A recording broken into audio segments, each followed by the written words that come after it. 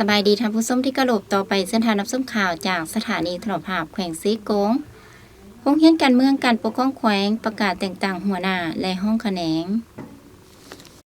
พิธีประกาศแต่งตั้งหัวหน้าและห้องแขนงของโรงเรียนการเมืองการปกครองแขวงซีโกงมีขึ้นในตอนบ่ายวันที่16กุมภาพันธ์2023โดยทานบุญท่านจุ่มจันทวงศ์หัวหน้าโรงเรียนการเมืองการปกครองแขวงซีโกงมีคณะโรงเรียนครูอาจารย์พนักงานราชการภายในโรงเรียนและภาคส่วนที่เกี่ยวข้องเข้าร่วมท่านก้อยศรีสมศักดิ์หัวหน้าแขนงพนักงานคณะจัดตั้งแขวง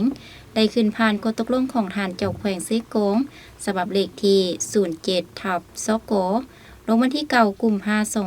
2023ว่าด้วยแต่งตั้งท่านนางบุญแหนงเมืองวงศาหัวหน้าแขนงข้อมูลข่าวสารไปเป็นหัวหน้าแขนงวิชาการทานคำสุริตไสยวงศ์ห้องหัวหน้าแขนงเวียกงานจัดตั้งพนักงานและเวียกงานบริหารคุ้มครองขึ้นเป็นหัวหน้าแขนงทานนั่งวาสนาวงศ์ประเสริฐห้องหัวหน้าแขนงข้อมูลข่าวสารเป็นหัวหน้าแขนงคุ้มครองการเรียนการสอนทานนั่งพิมพรถ้ำอาภัยทานหนูหักสายอุดมวิชาการเวียกงานจัดตั้งพนักงานและเวียกงานบริหารคุ้มครองขึ้นเป็นห้องหัวหน้าแขนง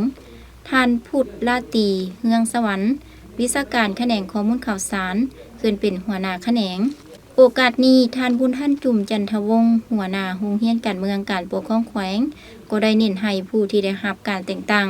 จงพร้อมกันเอาใจใส่ศึกษาค้นคว้าเรียนรู้พละบทบาทสิทธิหน้าที่ของตนให้ลึกซึ้งพร้อมยกสูงความรับผิดชอบในหน้าที่การเมืองให้สูงขึ้นกว่าเก่ามีการแบ่งงานแบ่งความรับผิดชอบอย่างจะแจ้งเพื่อเฮ็ดให้การปฏิบัติเวียกงานมีผลสำเร็จ